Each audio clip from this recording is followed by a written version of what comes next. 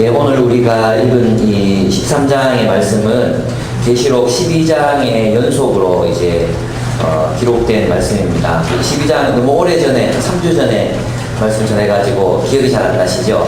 12장은 그 용이 메시아를 이제 죽이려고 하늘에서 영적 전쟁을 벌이는 그런 장면이었습니다. 네, 그것이 실패하니까 이제 그 용이 바닷가에 서는 장면에서 이제 끝이 12장에서 났습니다. 그리고 나서 이제 바다에서 오늘 13장에서 바다에서 한 짐승이 올라오고 또 땅에서 한 짐승이 올라오는 모습을 보여주고 있습니다. 그리고 이 짐승은 용의 조종을 받는 그런 모습으로 또 그려지고 있습니다. 계시록 13장은 그 계시록 중에서 가장 그 난해한 그런 장입니다. 굉장히 어려운 그런 본문이고 또 그 여러 해석들이 이제 존재하는 그런 장이기도 합니다. 그렇지만 이제 전통적인 해석을 따라서 또 최근의 연구들을 따라서 여러분과 함께 이 본문의 말씀을 함께 나누고자 합니다.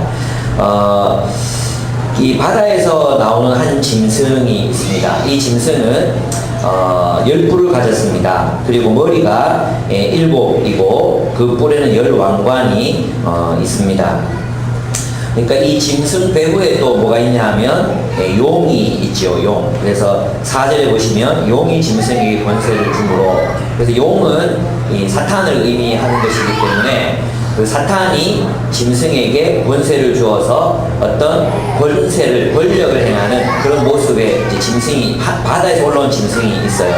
그 다음에 11절에 보시면은 또 다른 짐승이 땅에서 올라온 짐승이 있죠. 그래서 앞에 이 짐승은 세상을 하나님을 대적하는, 자기 스스로 하나님이 되어서 세상을 통치하는 어떤 권력 체제를 의미하고 있고, 땅에서 올라온 짐승은 그 권력 체제를 신성화시키는, 그 권력 체제를 하나님의 자리로 올려놓는 역할을 하는, 제사장적 역할을 하는 짐승입니다. 그래서 이렇게 해서 삼위일체의 하나님의 모습을 흉내내고 있습니다. 그러니까 용이 있고 또 뭐가 있어요? 바다에서 올라온 짐승, 땅에서 올라온 짐승. 이것은 제사장, 그 황제 숭배를 북돋우는 그런 제사장적 역할을 하는 이 삼위일체적인 모습으로 하나님을 흉내내고 있다는 것을 우리는 알 수 있습니다. 그렇다면 이제 한 가지씩 살펴보기 전에 전체적인 개략을 이제 얘기를 이제 드린다면, 이것은 국가에 대한 이야기입니다. 국가에 대한 이야기. 여러분, 성경은 국가에 대해서 또 나라에 대해서 다양한 관점을 제시하고 있습니다. 근데 굉장히 달라 보여요. 그러나 가만히 그 배후를 가만히 이렇게 들여다보면 공통점을 발견할 수 있습니다. 여러분, 로마서에서는 국가에 대해서 어떻게 하라고 가르쳤습니까? 복종하라고 가르쳤죠. 국가의 권위에 대해서 복종하라 그랬어요. 그리고 그것은 그들이 사람들, 선한 사람을 상 주고 악한 사람들을 벌 줄 때에는 어떤 권세로 한다 그랬어요? 하나님이 주신 권세로 하나님의 시종으로서 그 역할을 한다고 로마서에서는 분명하게 기록되고 있습니다. 그죠? 근데 이때 로마서가 기록될 때는 아직까지 기독교에 대한 본격적인 박해가 시작되지 않고 있었던 시점이었습니다. 그래서 사도 바울은 실용적인 관점에서 국가와의 관계를 이제 좋게 하려는 그런 의도가 있었던 것을 우리는 읽어낼 수 있습니다. 베드로전서에서는 어떻게 국가에 대해서 어떻게 하라고 이야기합니까? 마찬가지로 순복하라고 이야기하죠. 그런데 로마서와는 좀 달라요. 베드로전서에서는 먼저 로마서는 순복함이 먼저 있지만 베드로전서에서는 저항이 먼저 있어요. 그러니까 그들이 왜 국가가 이제 그 그리스도인들을 벌주거나 혹은 또 선행을 행하는데도 불구하고 애매하게 고난을 받으면 그것을 인내하라고 말하잖아요. 그죠? 그렇다면 베드로전서에서 말하는 그것은 먼저 하나님께 복종한 복종이 먼저 있었어요. 하나님께 복종했기 때문에, 하나님께 복종하고 예수 그리스도를 따랐기 때문에 어떤 게 주어졌습니까? 고난이 주어진 거예요. 그래서 고난 이전에 뭐가 있습니까? 국가에 대한 저항이 있죠. 어떤 저항입니까? 예수 그리스도를 따름으로 인해서 생기는 저항. 그죠? 예수 그리스도를 따른다는 것은 이미 국가가 다른 왕을 이제 그 시저를 왕으로, 다윗사를 왕으로 섬기라고 하는데, 이제 이들은 우리는 그 시저를 진짜 우리의 왕이라고 생각하지 않고 예수 그리스도를 우리의 왕이라고 생각합니다. 우리 그렇게 믿습니다. 예수의 질서를 살 것입니다. 바로 그 고백 때문에 어떻게 해요? 고난과 박해가 오는 거잖아요. 그래서 그때 이제 베드로전서에서 말하고 있는 그 복종의 의미는 저항이 먼저 있습니다. 어떤 저항입니까? 국가에 대한 저항. 예수 그리스도를 따르기 위한 저항이 먼저 있고, 그럼에도 그렇게 내가 행했는데 고난을 준다면 받아라 이거예요. 십자가 지게 한다면 져라 이거예요. 또 직장 상사가 너에게 고난을 준다면 내가 예수 따르기 때 예수를 따름이 먼저고, 그로 인해서 고난을 당한다면 고난 받으라 이거예요. 그러니까 우리는 베드로전서에서 말하는 그 순종에 대한 이야기를 무조건적인 복종, 국가에 대한 무조건적인 순종이나 복종으로 이해해서는 안 된다는 것입니다. 그럼 계시록은 어떻게 보느냐? 계시록은 이제 좀 더 이제 시간이 흘러서 기독교 세력이 이제 전면적으로 로마 사회에 부각되고 있었던 그런 시대였습니다. 여러분도 잘 알다시피 네로는 로마의 대화재가 일어났었는데, 그 화재에 대한 책임, 희생양으로 이제 기독교인들을 지목하고 기독교인들을 방화범으로 몰아서 죽였습니다. 그런 것들이 이렇게 네로가 자살에 자기가 목에 칼을 찔러가지고 자살했다고 했는데, 그 이후에 도미티안 황제, 네로보다 더 독한 황제가 나타나서 이제 기독교인들을 향해서 엄청나게 박해를 가합니다. 그럴 때 이제 요한은 그 국가를 향해서 뭐라고 부르고 있느냐? 짐승이라고 부르고 있습니다. 예. 이 짐승이 아니고 진짜 짐승을 말하는 것입니다. 괴물, 바다 괴물을 말하는 것입니다. 여러분, 국가는 하나님의 뜻에 순종할 때는 하나님의 종이 됩니다. 무슨 말인지 아시겠습니까? 그러나 국가가 하나님의 뜻에 위반하거나 하나님만큼 스스로를 하나님의 권세까지 높일 때, 그것은 뭐가 된다는 거예요? 짐승이 된다는 것입니다. 그래서 여러분, 우리는 국가에 대한 이런 관점을 이렇게 고정되게 가지고 있어서는 안 된다는 것이죠. 여러분, 오늘날 많은 사람들이, 특별히 보수 교단들이 어떻게 말합니까? 국가에 대한 충성이 곧 하나님에 대한 충성이라고 그렇게 생각하는 사람들이 많이 있습니다. 여러분, 국가의 출현은 폭력과 관련되어 있습니다. 국가는 반드시 폭력을 수반해서 국가를 형성하게 되어 있습니다. 국가의 존재는 결코 선한 것이 아닙니다. 그럼 제국이 크로산이 그 국가 권력에 대해서 잘 파헤쳤듯이, 국가는 어떻게 형성되느냐 하면, 내가 우리보다 더 나쁜 폭력으로부터 너희를 지켜줄 것이니까 너희는 나의 지배를 받으라. 이러한 형태로 국가가 형성이 되는 것입니다. 그래서 여러분, 국가를 선하게 보거나 국가를 또 무조건적으로 악하게 보거나 이러한 모든 관점들을 우리가 조금 융통성 있게 성경의 관점에서 바라볼 필요가 있다는 것입니다. 그래서 여러분, 결론적으로 말한다면 이런 거예요. 국가나 여러분의 직장이나 여러분의 가정, 또 여러분이 속한 어떤 무리들이 하나님의 뜻에 부합되는, 하나님의 뜻에 맞는 그런 명령을 시킬 때는, 명령을 할 때는 우리 그것에 대해서 순종해야 합니다. 그러나 우리가 속한 단체나 어떠한 집단이든지 간에 그것이 하나님의 뜻을 위반하거나, 또는 하나님과 같은 권세, 하나님과 동일한 권세로 우리에게 뭔가를 명령할 때는 어떻게 하라는 것입니까? 거부해야 된다는 것입니다. 저항해야 한다는 것입니다.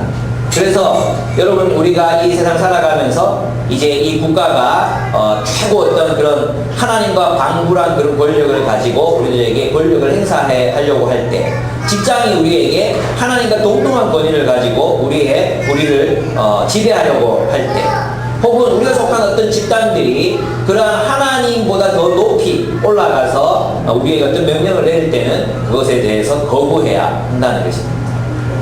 한나 아렌트가 폭력의 일상성을 여러분 잘 묘사해. 한나 아렌트가 쓴 책을 보면 뭐라고 이야기했습니까? 그녀는 그 아이히만이라는 사람을 연구했습니다.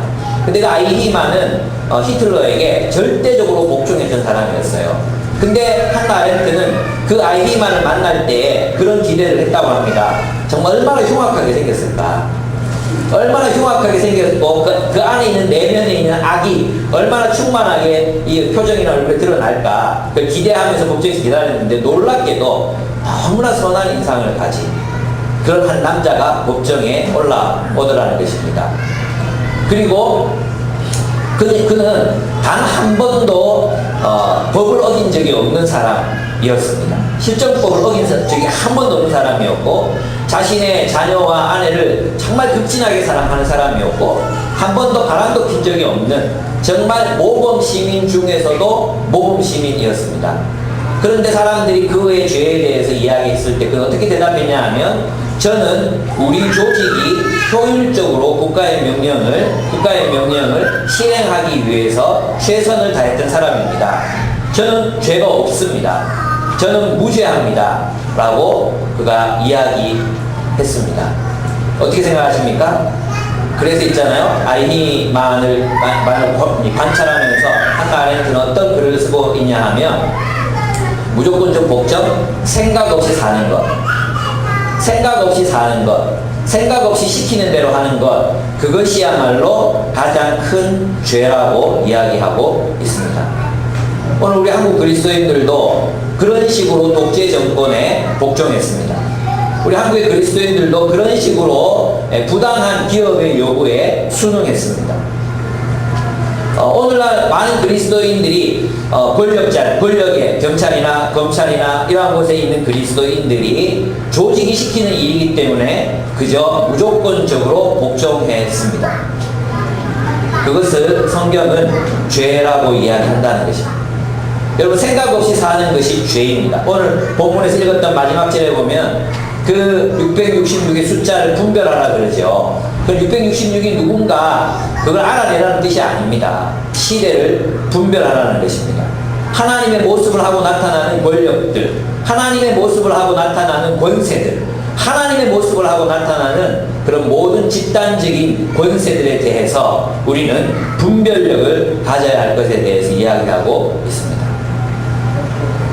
여러분, 생각하며 살고 계십니까? 내가 하고 있는 일들이 어떤 의미를 가지는지, 우리 어떤 시대를 살고 있는지. 네, 이제 본문을 한번 들어가서 하나씩 자세하게 살펴보도록 하겠습니다. 내가 보니 바다에 산 짐승이 나오는데, 그래서 바다에서 짐승이 나와요. 바다.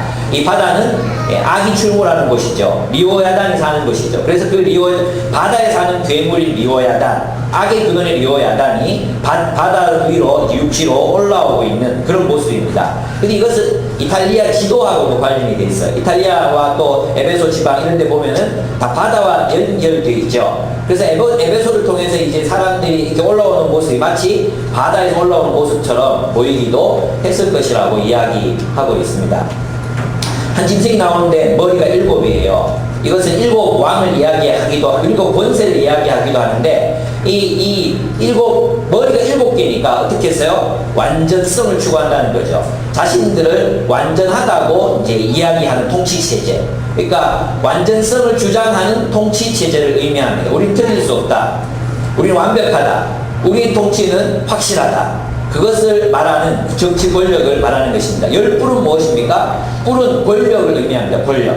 그러니까 머리들은 정치 체제를 의미한다. 어떤 집단 체제를 말한다면 이 뿔들은 권력을 이야기하는 거예요. 권력자들을 이야기하고 있는 것입니다. 10뿔이기 때문에 그것도 또한 완전하다 이거죠. 그래서 이 바다에서 올라오는 이 짐승, 이 국가는 자신을 완전한 절대적인 통치체제라고 사람들 앞에서 나타난다는 것입니다. 근데 그 머리들에는 뭐가 있습니까? 신성모독이 있어요. 신성모독이란 말은 뭐냐 하면 그들이 스스로를 하나님이라고 참남하다 그랬잖아요. 예수님이 자신을 메시아라고 이야기했을 때 주변 사람들이 참남하다, 이것은 신성모독이다 이렇게 얘기했죠. 그것처럼 이 짐승이 하고자 하는 일이 뭐냐, 이 짐승이 하는 일을 보면서 요한이 어떻게 표현했냐면 그 신성모독이다. 그러니까 국가가 스스로를 뭐라고 표현하고 있습니까? 스스로를 하나님이다. 오늘날 모든 국가들이 다 스스로 하나님이라고 얘기하지 않아요. 그러나 스스로를 최고 권위에 두는 모든 집단, 자기 자신을 최고 권위에 두는 모든 집단을 짐승이라고 우리는 부를 수 있다는 것입니다. 이것은 로마 시대, 이 요한의 시대에는 그래서 분명히 로마 제국을 의미하는 것이었을 것입니다. 로마 제국은 그 당대의 가장 완전한 정치 체제요 또 집단이라고 여겨졌기 때문입니다. 또 실제로 황제들은 자신을 신으로 숭배하게 했습니다. 카이사르는 많은 신하들이 카이사르를 위한 신전을 만들겠다고 했습니다. 처음에는 거절했지만 결국에는 이 카이사르를 위해서 사람들이 신전을 만듭니다. 그리고 이 카이사르의 시저에 대해서 뭐라고 표현하느냐 하면 그는 하늘과 땅을 통일시킨 존재라고 표현하고 있습니다. 황제 숭배죠. 분명히 요한에게 있어서 또 요한의 시대를 살아가는 초대교회에 있어서 이것은 황제 숭배 체제를 가진 로마 제국 정부를 의미하는 것이었을 것입니다. 그런데 이제 한번 보겠습니다. 2절에 보시면 내가 본 짐승은 표범과 비슷하고 그 발은 곰의 발 같고 그 입은 사자의 입 같은데 용이 자기의 능력과 보좌의 큰 권세를 그에게 주었더라. 이렇게 되어 있죠. 사모님 뜨거운 물 좀 한 컵 좀 갖다 주시면 감사하겠습니다.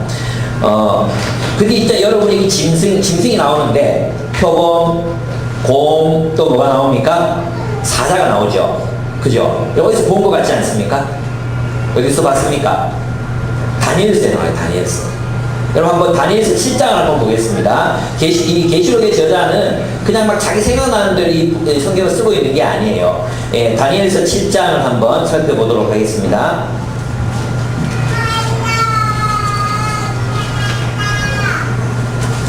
다니엘서 7장인데요. 앞부분에 한번 보겠습니다. 이 4절, 7장 4절, 3절부터 읽읍시다. 제가 읽을 테니까 여러분 눈으로 따라서 한번 읽어주세요. 큰 짐승 넷이 바다에서 나왔는데 그 모양이 각각 다르더라. 첫째는 사자와 같은데 독수리에 날개가 있더니 내가 보는 중에 그 날개가 뽑혔고 또 땅에서 들려서 사람처럼 두 발로 서게 함을 받았으며 또 사람의 마음을 받았더라. 또 보니 다른 짐승 곧 둘째는 곰과 같은데 그것이 몸 한쪽을 들었고 그 입의 입 사이에는 새 갈빗대가 몰렸는데 그것에게는 말하는 자들이 있어 이르기를 일어나서 많은 고기를 먹으라 했다. 그 후에 내가 또 본즉 다른 짐승 곧 표범과 같은 것이 있는데 그 등에는 새 날개 넷이 있어 그 짐승에 또 머리 넷이 있으며 권세를 받았더라. 그랬죠. 그러면 이것은 어떤 것을 의미하느냐 하면 첫째 사자와 같은 이 나라는 바벨로니아를 의미하는 것이죠. 그죠? 여기서 분명하고 두 번째는 무엇을 의미하는 것입니까? 두 번째 나라는 바벨론 이후에 나타난 메데 페르시아 제국을 의미하는 것입니다. 페르시아 제국 이후에 나타난 나라가 로마 그리스 제국이었어요. 알렉산더 그리스 제국이었어요. 근데 그리스 제국이 말기에는 어떻게 됩니까? 네 개의 나라로 나누어지죠. 그죠? 예, 그런 모습을 이제 정확하게 설명하고 있습니다. 근데 이 세 짐승의 모습이 오늘 요한계시록에서 보면 한 몸에 다 들어있는 거예요. 한 몸에. 그죠? 근데 이 짐승이 그럼 뭐냐? 앞에서 표범, 사자, 곰 이렇게 앞에 있는 이 나라들을 이야기하면서 넷째 나라에 대해서는 지금 설명하지 않았잖아요. 이 넷째 나라가 이제 나오는데 7절 한번 보겠습니다. 내가 방 환상 가운데 그 다음에 본 넷째 짐승은 무섭고 놀라우며 또 매우 강하며 그랬어요. 근데 여기에 뭐가 있냐? 10뿔이 있어. 10뿔. 그죠? 그러면 요한은 지금 무엇을 10뿔 가진 짐승이라고 묘사하고 있는 것입니까? 로마 제국을 말하는 거죠. 로마 제국, 그리스 제국 이후에 나타난 로마 제국 10뿔을 가졌잖아요. 근데 이 10뿔을 가진 이 다시 요한계시록 가보면 이 10뿔을 가진 이 제국은 앞에 있는 모든 그 짐승의 포악함과 폭력성을 다 가지고 있으면서도 또 더 가지고 있는 거죠. 그죠? 그래서 그러한 국가가 그렇게 형성되어서 로마 제국을 이루었다는 것을 이제 요한은 가리키고 있는 것입니다. 예. 그래서 요한은 이 로마 제국을 짐승의 나라로 이렇게 묘사하고 있습니다. 어떤 짐승이죠? 앞에 출현했던 그 모든 제국들의 폭력성을 능가하는 국가로서 이제 로마 제국을 이야기하고 있습니다. 로마 제국은 막 피비린내나는 전쟁을 하고 나서 그렇게 짓밟고 난 뒤에 뭘 했습니까? 그 나라의 팍스 로마나 여기 평화가 있다고 그렇게 선포했습니다. 그 지역에서 살던 사람들은 사람들이 다 죽고 엎어지고 막 다 파괴됐는데 로마는 이제 평화가 이루어졌다. 이렇게 묘사했던 것입니다. 그렇습니다. 이 짐승은 그렇습니다. 그런데 또 하나 놀라운 것이 뭐냐 하면 13절에 한번 요한계시록 다시 넘어가겠습니다. 근데 이것을 이제 요한은 보다 더 확장시키고 있어요. 단순히 로마 제국으로 이것을 이 짐승을 표현하는 게 아니라 보다 더 넓은 의미에서 이 제국을 이제 묘사하고 있습니다. 그것을 어떻게 알 수 있느냐 하면 3절을 보면 알 수 있습니다. 그의 머리 하나가 상하여 죽게 된 것 같더니 그 죽게 되었던 상처가 나음에 온 땅이 놀랍게 그 짐승을 따르고 그랬어요. 그래서 오늘날 우리 시대에 탁월한 철학자이자 사회학자인 자크 엘룰이 놀랍게도 요한계시록 주석을 쓴 걸 아십니까? 그가 쓴 요한계시록 주석에서 이런 이야기를 하고 있습니다. 사실 이것은 그 머리 하나가 상하여 죽게 되었다고 했잖아요. 이것은 그 당시 묵시문학에 의하면 네로입니다. 네로가 죽었거든요. 네로가 죽었어요. 그런데 그 당시 어떤 이 전설들이 나돌았느냐 하면 네로가 부활해서 다시 돌아온다는 거예요. 근데 그 부활해서 돌아온 그 네로가 누구였냐면 네로가 정말 지독하게 사람들을 핍박했잖아요. 연회를 벌여놓고 나서 연회 벌인 사람이 마음에 안 든다고 십자가에 못 박아 죽여버렸어요. 또 자기 정적들의 손을 잘라서 죽이기도 했습니다. 자기 부인, 임신한 부인의 배를 걷어차가지고 부인을 죽게 만들기도 했습니다. 정말 막 엄청난 나쁜 짓은 네로가 다 했거든요. 근데 그 이후에 나타난 도미티안이 네로가 하던 짓을 그대로 따라서 합니다. 그래서 이것이 마치 이 짐승의 목 하나가 사라졌다가 다시 돋아나는 그런 모습과도 같았기 때문에 이제 요한계시록에서는 그렇게 표현하고 있는 것입니다. 그런데 가만히 들여다보면 이 세상의 모든 하나님을 대적하여 나타나는 모든 국가들, 모든 나라들, 여러분 있잖아요. 정말 이제 하나님을 믿으려고 하면, 하나님을 따르고 하나님을 섬기려고 하면 죽이려고 하는 대부분의 나라들이 그렇잖아요. 우리 주변에만 봐도 그래요. 예, 중국 그렇죠. 중국에 우리 들었잖아요. 예수 믿고 예수 믿는다는 이유로 대학에서 자퇴를 강요받아야 되는 그 중국 문화에 많이 개방됐다고 하더라도 아직도 그래요. 말레이시아에서는 복음을 전하면 반역죄로 체포당해서 국정원으로 끌려가요. 예, 뭐 인도네시아도 마찬가지로 종교의 자유는 허락되어 있지만 다른 종교인들에게 복음을 전할 수는 없어요. 그것도 종교경찰들이 잡아가죠. 터키, 중앙아시아, 또 미국도 마찬가지예요. 미국이 기독교 기반한 국가라고 해서 그들이 기독교를 용인하는 게 절대로 아니에요. 우리 얘기 들었죠. IMF가 동성애자들을 리더로 세울 수 없다는 규정 때문에 그럼 누구 세웁니까? 동성애자나 하나님을 믿지 않는 사람들을 리더로 혹은 대표로 세울 수 없다는 규정을 가지고 있기 때문에 학교에서 퇴출당했어요. 캘리포니아에서 지금 16개, 23개 대학교에서 IMF가 퇴출당했어요. 이제 학교에서 받는 지원금을 더 이상 받을 수가 없고 동아리 룸을 사용할 수도 없는 상태가 되었어요. 어떤 뜻입니까? 또 이슬람 국가는 말해서 못하겠습니까? 그런 곳에서는 하나님을 믿고 따른다는 것은 목숨을 내놓고 믿고 따라야 되는 그런 일들인 것을 우리는 알고 있습니다. 그러니까 국가는 짐승입니다. 하나님을 대적해서 나타난 모든 국가의 모습들은 짐승의 모습을 하고 있습니다. 그래서 있잖아요. 요한이 이것을 표범, 곰, 사자 이런 모습으로 하나의 덩어리로 말하고 또 목이 잘려서 상처 입은 그 다 죽게 된 목이 또 대가리가 또 살아나고 이렇게 표현하는 건 뭐냐 하면 이것은 비단 로마 제국의 문제만이 아니라 이 모든 통틀어서 하나님을 대적하는 모든 나라, 저는 이제 모든 나라가 다 하나님을 대적한다 이렇게 말하는 게 아닙니다. 그게 말하는 게 아니라 하나님을 대적하는 하나님과 동일한 권세로 자기 위에 아무것도 없다는 식으로 사람들을 지배하고 억압하고 통치하는 개인의 자유를 무시하고 빼앗는 그런 모든 국가들은 짐승이라는 것입니다. 그런 국가들은 지금도 나타나고 있고 반드시 또 국가나 나라의 모습만이 아니라 어떤 형태로는 기업이라는 형태로 때로는 여러분이 속한 어떤 단체라는 형태로 때로는 지역교회라는 형태로도 충분히 이러한 모습은 짐승의 모습을 하고 이 용은 짐승의 모습을 하고 사람들을 악에 빠뜨릴 수 있다는 것입니다. 사람들을 박해하고 핍박할 수 있다는 것입니다.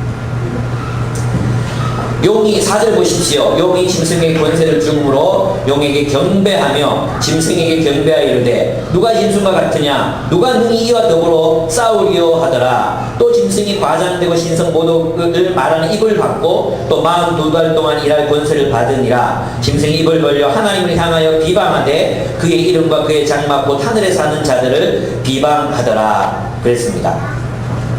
세상 사람들은 국가를 가장 큰 권위라고 생각합니다. 자, 여러분 우리 그리스도인들은 생각해야 합니다. 국가의 적이 우리의 적이 될 수 없습니다. 국가의 원수가 우리의 원수가 될 수 없습니다. 국가가 말하는 목표가 우리의 목표가 될 수 없습니다. 우리는 항상 누구에게 순종해야 합니까? 그리스도 예수. 하나님의 뜻에 순종하는 하나님의 나라, 하나님 나라의 백성이 되어야 합니다. 여러분 요한은 철저하게 황제 숭배에 가담했던 신도들을 향해서 그들이 회심할 것을 요구하고 있는 것입니다. 어디에 속할지를 분명히 하라고 그들에게 요구하고 있는 것입니다.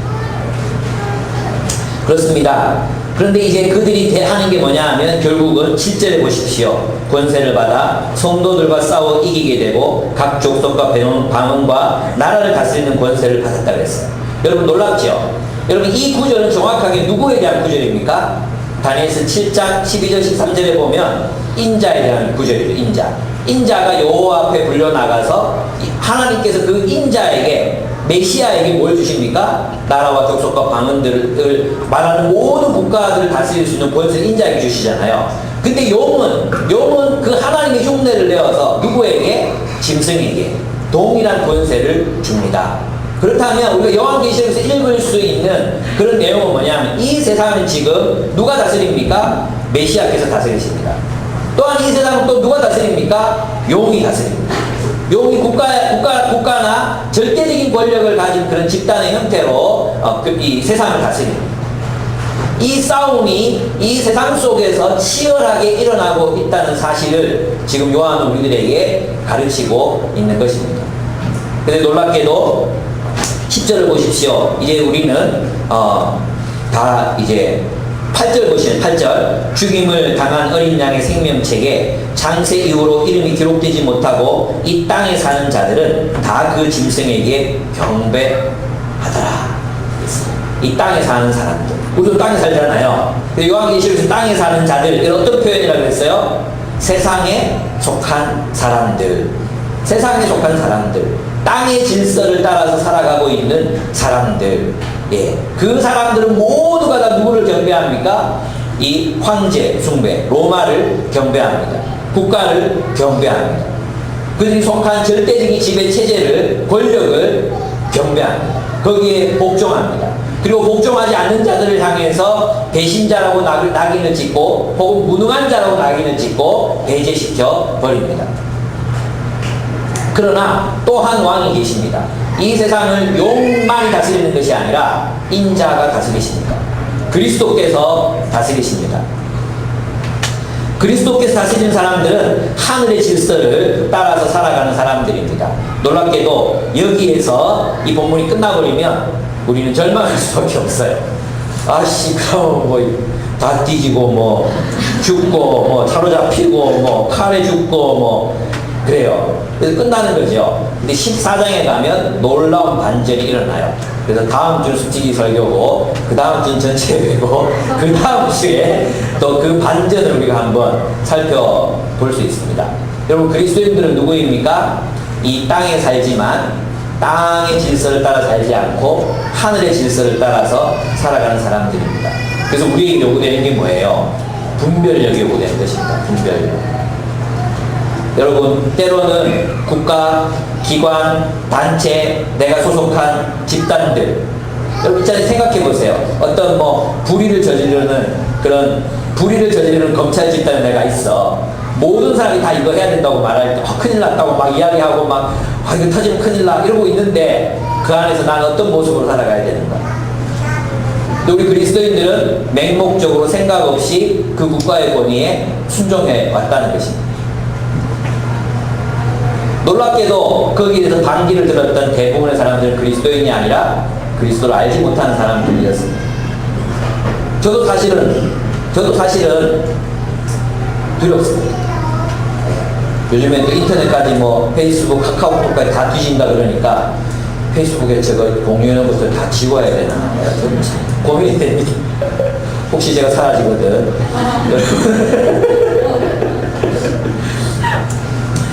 예. 여러분, 그래서 우리가 어떠한 집단에 속해서 살아가게 될 때 우리는 누구에게 속했다는 것을 항상 의식하고 살아야 합니까? 나는 그리스도인입니다. 나는 그리스도께 속한 사람입니다. 나는 하늘에 속한 사람입니다. 이것을 기억하고 분별하며 사십시오.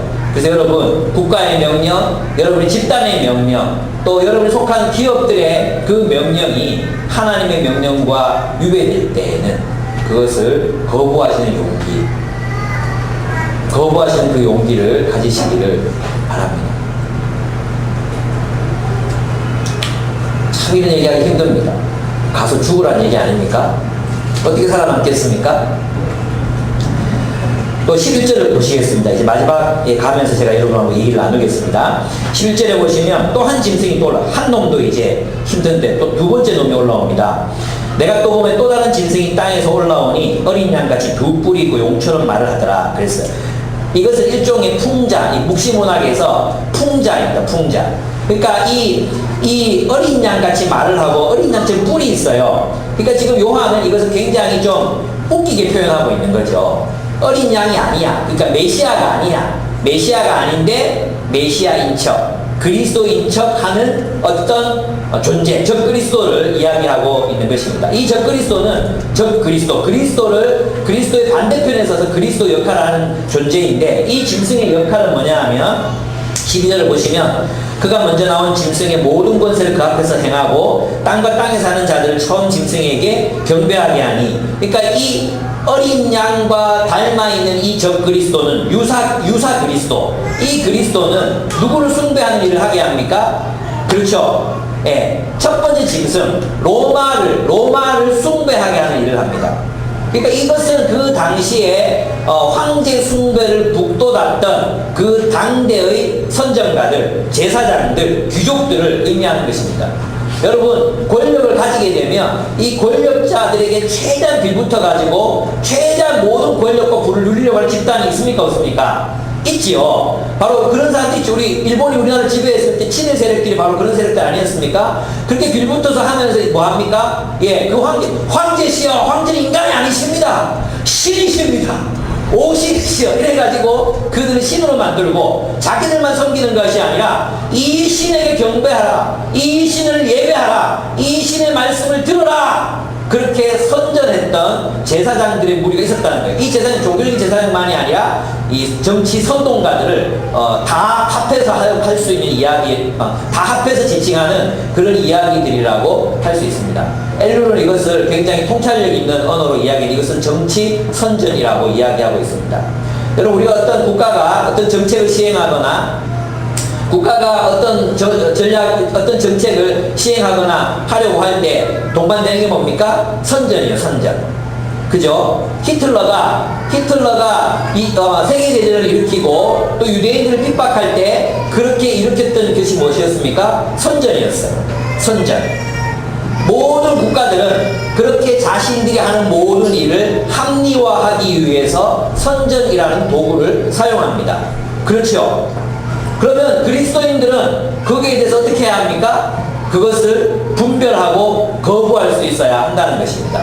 그렇다면 국가가 하는 선전뿐만이 아니라 국가는 이걸 하면 좋아요, 저걸 하면 좋아요 막 이렇게 얘기하지만 우리 그것을 분별할 수 있는 눈을 가져야 되고, 또한 마찬가지예요. 기업들이 선전을 통해서, 기업들이 미디어를 통해서 우리들에게 이야기하는 거. 우리 가만히 들어보면 옛날에 몸에 좋았다 뭐 이런 게 있잖아요. 지금 보면 쑥 도둑놈 새끼들 그 몸에 나쁜 걸 좋다고 이렇게 막 선전해가지고 팔아먹은 게 얼마나 많았습니까? 지금 억울하고 분하지 않습니까? 여러분, 그런 거 많았잖아요. 저는 삼양라면 먹으면 죽는 줄 알았어요. 삼양라면. 근데 나중에 밝혀진 게 의하면 삼양라면만 유일하게 이제 그 고급 유지를 사용했고 나머지 기름들은 정말 해로운 기름을 사용했거든요. 그런데 그때 누가 이 라면 회사를 차렸냐 하면 하여튼 뭐 대통령 그 계통에 있는 사람 뭐 부인인가 뭐 그 집안에서 라면 회사를 차렸어요. 그래서 삼양라면을 죽여야 되니까 그렇게 삼양라면을 공업 유지 사용한다고 이렇게 그때 그 광고를 낸 것입니다. 그러니까 이런 식으로 국가의 정책은 선전을 통해서 또 모략을 통해서 시행될 때가 굉장히 많이 있습니다.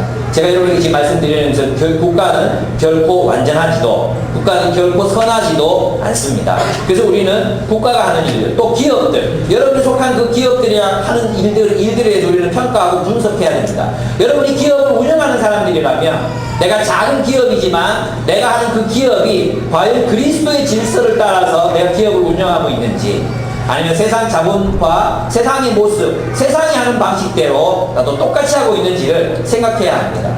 교회도 마찬가지입니다. 교회가 정말로 하나님의 뜻대로 교회가 운영되고 있는 것인지 아니면 짐승의 질서를 따라서 운영되고 있는 것인지 우리는 항상 돌아보아야 합니다. 지금도 여러 교회들이 마치 기업이 하는 것처럼 부목사들의 경쟁을 부추기고 서로 반목하고 질시하게 만들고 서로 하나 되지 못하게 하면서 경쟁시켜서 교회를 성장시키는 교회들이 많이 있습니다. 그것은 곧 그리스도의 질서가 아니라 짐승의 질서를 교회에 도입하는 것입니다. 그것은 교회를 짐승화시키는 악한 일입니다. 우리는 그것을 분별할 수 있어야 합니다. 그렇습니다. 이 짐승은 그렇게 제사장적 역할을 합니다. 그리고 심지어는 큰 이적을 행해요. 이 당시 사람들이 황제 숭배를 위해서 우상에게 뭔가 장치를 해요. 그리고 막 사람들이 막 경배할 때 있잖아요. 어떤 일을 하느냐 하면 이 우상이 움직이도록 만들어요. 우상이 신이 움직였다 이렇게 되는 거예요. 그렇게 조작해 놓고 그런 식으로 그들은 민중들을 억압하고 또 다스렸던 것입니다. 그리고 그가 하는 일이 정말 중요한 일이 이제 나옵니다. 16절 한번 보겠습니다. 그가 모든 자, 곧 작은 자나 큰 자나 부자나 가난한 자나 자유인이나 종들에게 그 오른손에나 이마에 표를 받게 하고 이 표는 뭡니까? 하나님께서 자기의 소유된 백성들을 이마에 붙였죠. 표를 받게 했죠. 그것처럼 짐승이 표를 받게 하는 것입니다. 그 말은 뭐냐 하면 그들은 짐승의 소속이다 이거예요. 여러분 우리는 이 대한민국이라는 나라를 살아가지만 우리는 이중국적이죠. 그죠? 우리는 나그네로서 대한민국의 거류자로서 다시 말해 우리 영주권을 받았어요. 영주권. 우리 영주권자로서 대한민국을 살아가지만 우리의 영원한 시민권은 어디에 있다고 성경이 말하고 있습니까? 하늘에 있다고 말하고 있습니다. 우리는 하늘의 백성들입니다. 우리는 하늘의 표를 받았어요. 하나님의 백성이에요. 그러니까 우리는 하나님의 뜻대로 이 세상을 살아가야 되는 존재들이라는 것입니다. 이 세상의 질서가 아니라. 근데 이 국가는 사람들을 장악해서 그들의 표, 너희는 우리 소유, 황제 숭배자들로 그들을 자신들의 소유로 삼습니다. 그래서 세상을 살다 보면 여러분 있잖아요. 이런 일이 대학에서 일어나요. 대학에서도. 어느 학교에서인지 모르겠는데 신입생들한테 빨간 반스 입혀가지고 해병대 노래 막 부르게 하고 호루라기 불고 사람들이 막 이렇게 반대하는데도 그 멋진 애들은 막 해요. 이런 게 뭐예요? 짐승이에요. 짐승. 이렇게 하도록 만드는 거 이게 짐승이에요. 윤일병 사건 그렇게 모든 집단들이 다 한 사람을 죽을 때까지 패고 그렇게 하는 일이 일어날 수 있게 만드는 것이 바로 짐승이 하는 일인 것입니다. 그들이 하나님의 권위에 올라가서 하는 일들인 것입니다. 그때 우리 그리스도인들은 네가 내 표를 안 받으면 너는 죽을 거야. 네가 이 권세에 순종하지 않으면 너는 쫓겨날 거야. 그렇게 그들은 그리스도인들을 배제시킵니다. 한번 보겠습니다. 17절 보십시오. 누구든지 이 표를 가진 자 외에는 매매를 못하게 하니 이 표는 곧 짐승의 이름이나 그 이름의 수라 그랬어요. 여러분 666 여러분 게마트리아라고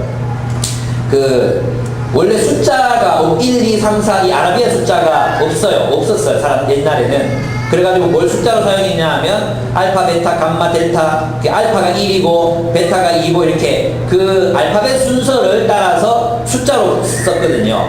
근데 이제 666을 히브리어로 바꿔가지고 네로의 이름을 히브리어로 바꾸면 그 합계가 정확하게 666이 돼요. 그래서 이것은 네로를 지칭하는 것이다 이렇게 말하기도 했었어요. 물론 이 당시에 분명히 그 사람들이 네로다 이렇게 인식했을 것입니다. 그런데 이것보다도 더 큰 영적인 의미가 있습니다. 그것은 뭐냐, 이 666, 여러분 요즘에 많은 사람들이 베리칩 있죠, 베리칩. 피부 밑에 이식해서 이제 신용카드 뭐 쓰는 거 있잖아요. 그러면서 이제 우리는 뭐 이게 되면 우리 어디 도망도 못 가고 이제 끝장난다. 우리 뭐 종교 이런 것도 다 인정되니까 나중에 말세 기독교인들 다 베리칩 안 받아도 우리 도망갈 데 없어요. 여러분 이미 뭐 페이스북에 내 친구 다 있잖아요, 여러분. 예? 그걸로 이미 다 걸려요.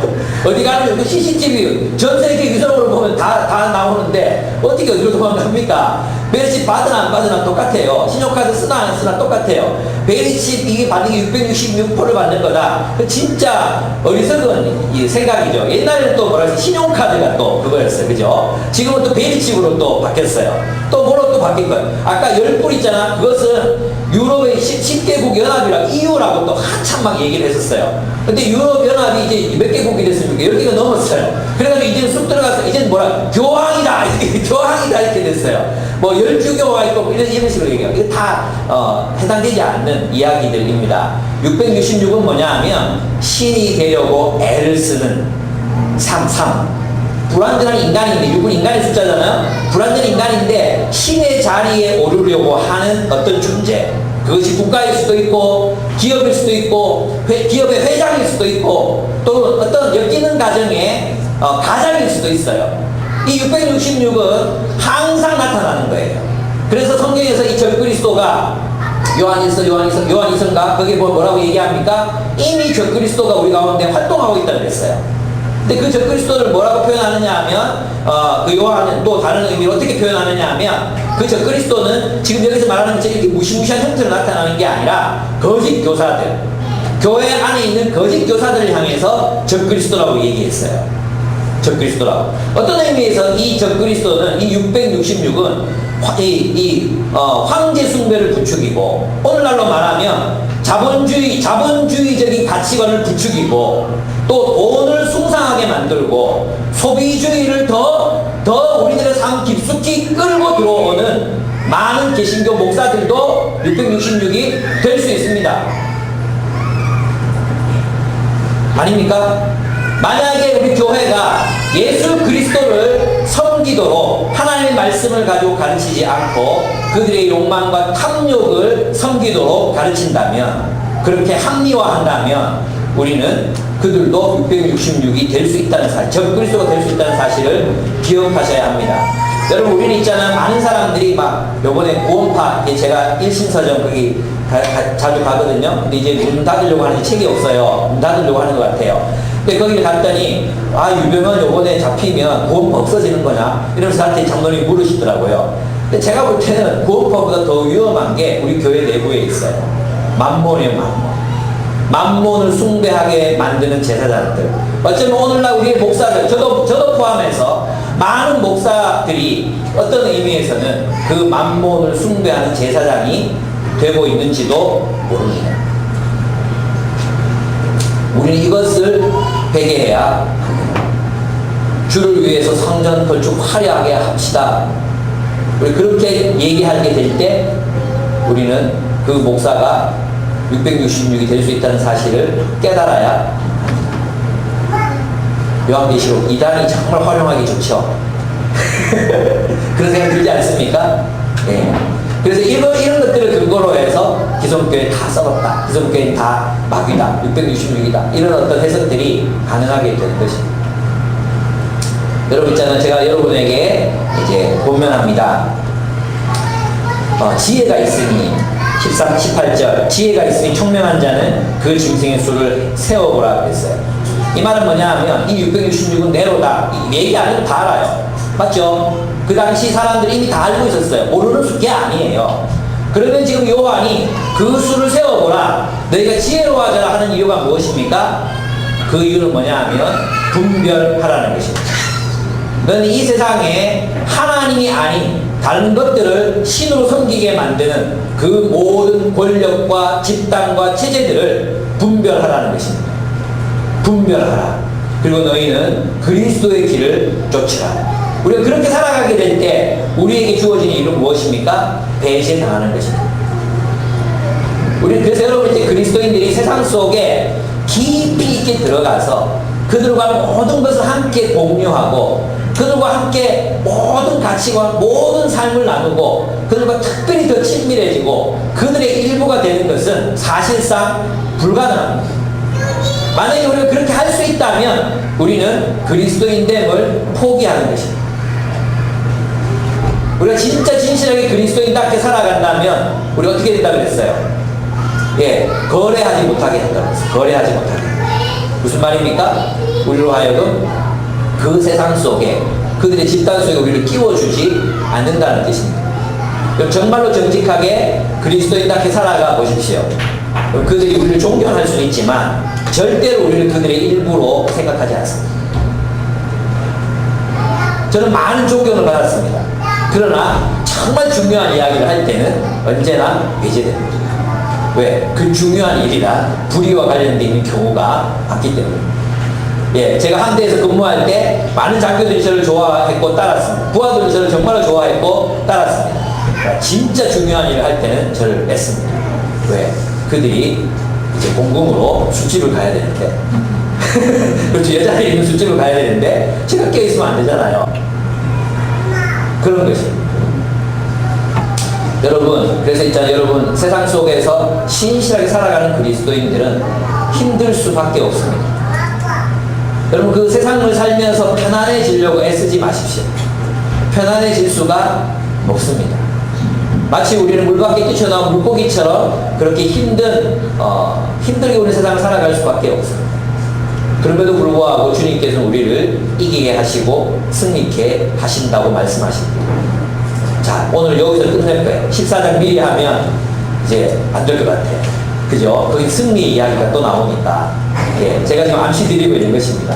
아니, 그렇게 어떻게 살아요? 예, 14장 얘기할 때 여러분과 함께 나누겠습니다. 여러분, 분별력을 가지십시오. 우리가 진짜 충성해야 되고 살아가야 우리 충성을 다 바쳐야 될 존재가 누구이신지를 깨닫고 분별하며 살아가시기 바랍니다.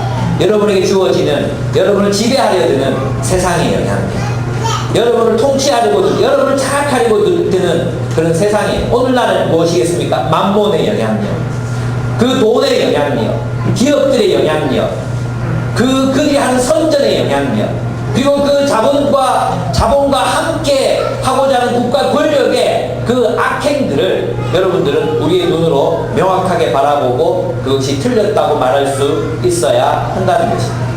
그 질서를 따르지 않고 우리는 그리스도의 질서를 따라 살아갈 수 있어야 한다는 것입니다.